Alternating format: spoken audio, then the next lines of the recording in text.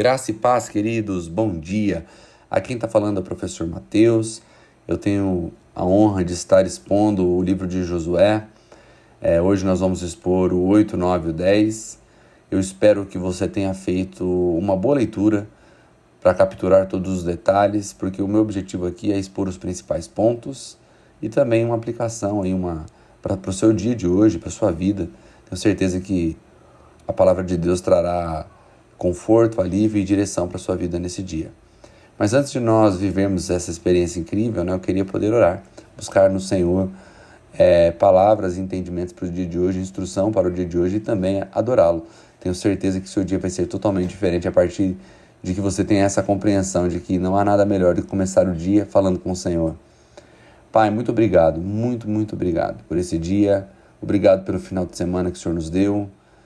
Foi um final de semana de paz, foi um final de semana de bênção, foi um final de semana onde nós mais uma vez podemos ver a sua mão agindo a nosso favor. Pai, obrigado por essa semana que nós temos diante de nós, que nós possamos vivê-la de maneira intensa, 100% daquilo que o Senhor planejou para nós. Faça-nos compreender a sua vontade, faça-nos compreender o seu querer e que nós possamos viver essa semana como quem quer te agradar, Senhor, como quem quer te agradar.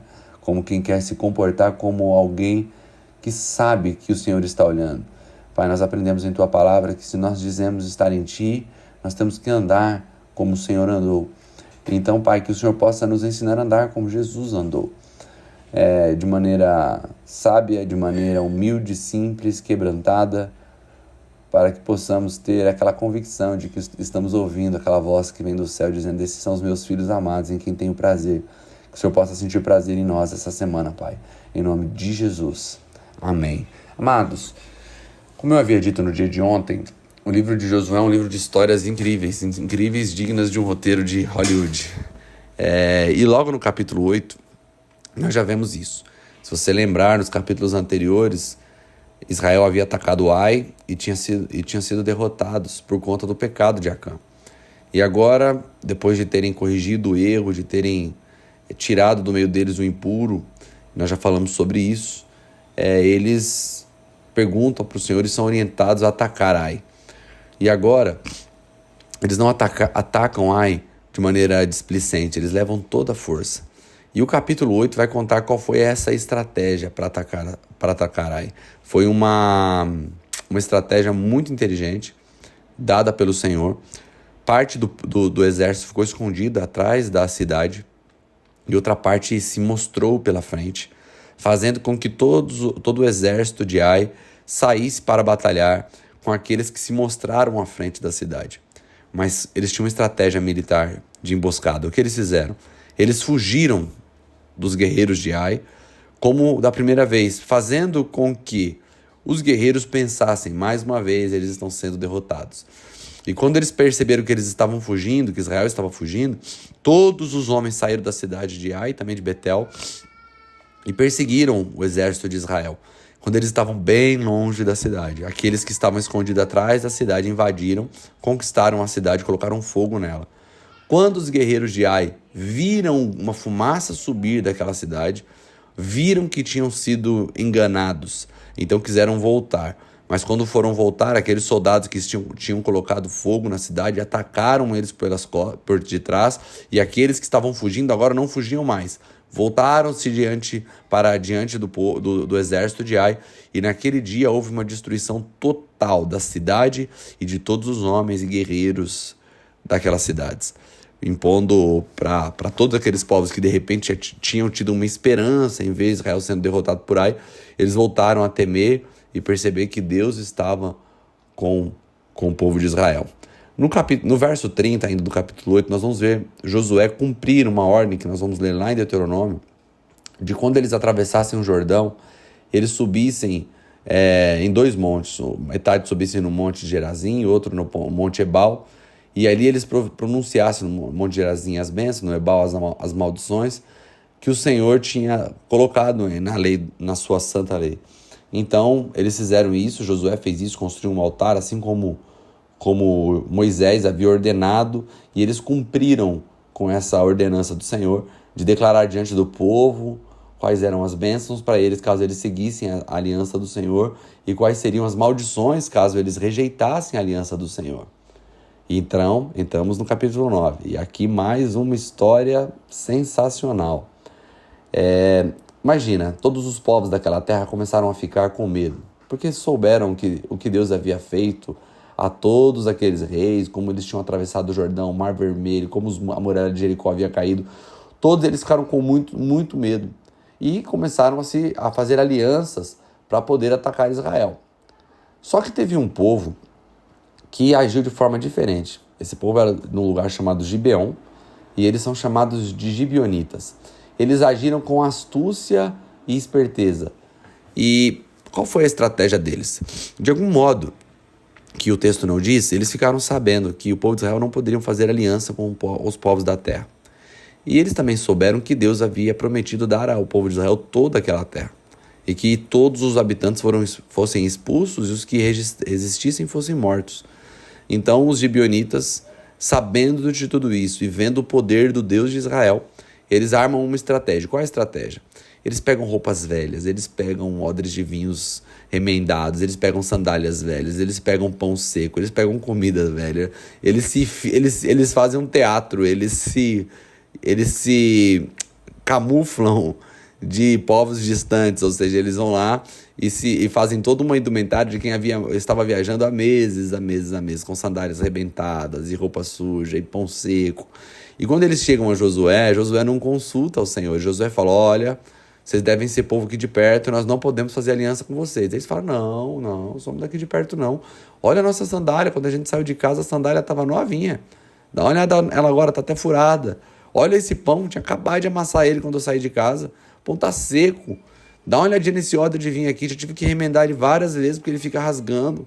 Olha nossas roupas, olha isso daqui. Então eles estavam todos disfarçados de quem vive longe. E Josué não consultou ao Senhor e fez uma aliança com os gibeonitas. E então também todos os outros chefes fizeram aliança com os gibeonitas de não matá-lo e de aceitá-lo ali. E eles falaram, olha, nós viemos aqui porque nós soubemos as grandes coisas que o seu Deus fez, nós queremos nos juntar a vocês.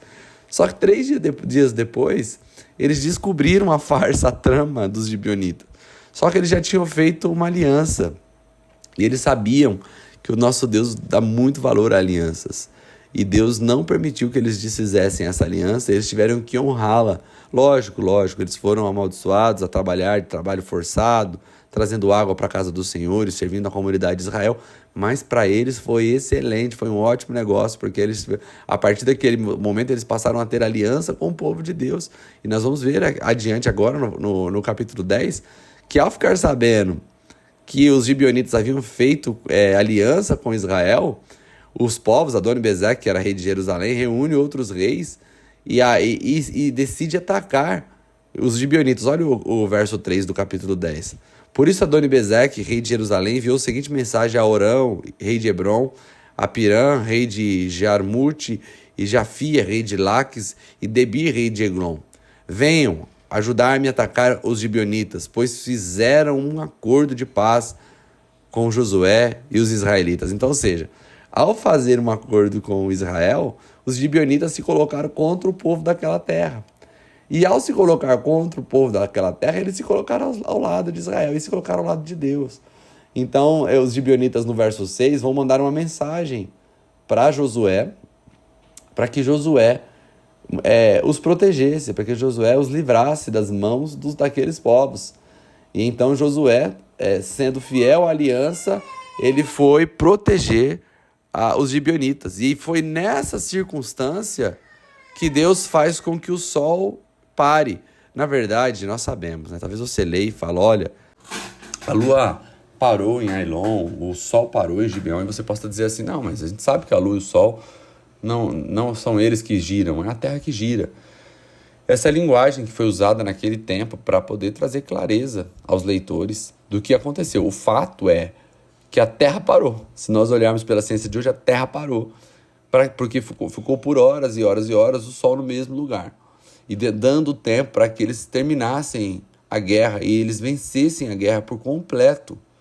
E isso tudo aconteceu num contexto de defesa de aliança. Lógico que nós vamos ler aqui no verso 14, nunca antes nem depois houve um dia como este, um dia em que o Senhor fez a vontade de um homem, porque Deus combatia por Israel. Lógico que Deus estava combatendo por Israel. Agora, é importante ler o contexto. O combate de Israel dessa vez, lógico que era pretexto de Deus para a conquista da terra, mas o contexto era a defesa de uma aliança. Eu vou só completar o 10 e eu quero fazer a aplicação nisso, tá? A partir do verso 29, ele vai falar sobre a conquista de várias cidades que Israel conquista, e são as cidades do sul. Na manhã a gente vai ver sobre as cidades do norte. Espero que você tenha lido, porque tem aqui uma lista de cidades que Josué, junto com o exército de Israel, conquistou, e depois eles voltaram para o acampamento em Gilgal. Vamos voltar um pouquinho, porque eu acho que o ponto alto desses 3 capítulos é os gibeonitas. É tão interessante, porque Israel fez uma aliança sem consultar o Senhor, mas fez uma aliança e teve que defendê-la. E ao defendê-la, Deus agiu de forma sobrenatural para dar apoio a Israel na defesa dessa aliança. Isso é tão sério, irmãos, que lá na frente nós vamos ler que Saul, querendo ter zelo pelo Senhor, matou alguns gibeonitas, e por conta disso, Davi enfrentou uma praga em Israel, porque lá na frente Saul atacou alguém com quem o povo de Israel havia feito aliança, e isso trouxe para eles maldição. O que nós aprendemos com isso aqui? Olha, isso é muito sério. Às vezes nós encontramos muitas pessoas no contexto de igreja que estão, às vezes, querendo acabar com seus casamentos ou outros níveis de aliança que foram feitas diante do Senhor, principalmente a aliança de casamento, e eles usam o argumento: quando eu fiz, eu não sabia muito bem o que eu estava fazendo, eu nem crente era, eu ainda nem queria na palavra de Deus, pensando que esses argumentos dão a ele o poder de fazerem alianças. Mas nosso Deus é um Deus que guarda as alianças. E o interessante é que quando nós decidimos lutar por aquelas alianças que fizemos, nós viveremos milagres. Olha o que Josué viveu, um mover de Deus sobrenatural, porque ele estava defendendo uma aliança que nem tinha sido feita em consulta ao Senhor, mas tinha sido feita diante do Senhor. Isso mostra que nós precisamos honrar com aquilo que nós falamos, nós precisamos honrar com aquilo que prometemos, nós precisamos honrar com as alianças feitas. E se tiver difícil, se tiver complicado, a gente pode pedir para o Senhor ajuda, que Ele vai agir de forma sobrenatural para abençoar aqueles que querem lutar por uma aliança. Eu não sei qual que é a sua situação hoje, mas eu te encorajo a não desistir das alianças feitas diante do Senhor, e que você busque a ajuda dEle para que Ele te ajude. Mas isso é sobre nós, mas temos também aqui algo maravilhoso, porque isso mostra e revela o caráter do nosso Deus, que não nos abandona depois de ter feito uma aliança conosco. Ele fez uma aliança conosco em Cristo Jesus, e nós podemos ter segurança nessa aliança. Nós temos uma âncora, a âncora da nossa alma está muito bem fincada. Que você não viva como quem tem medo de Deus te abandonar, de Deus te deixar de lado, Deus não olhar para você. Fique tranquilo, o nosso Deus exige aquilo que Ele faz. Então Ele exigiu que Israel e Josué fossem fiéis à aliança feita. Nosso Deus é fiel, Ele é fiel à palavra dEle, é fiel à aliança que Ele fez. Então que você não seja vencido pelo medo, que você não seja vencido pela preocupação, que a culpa não invada o teu coração.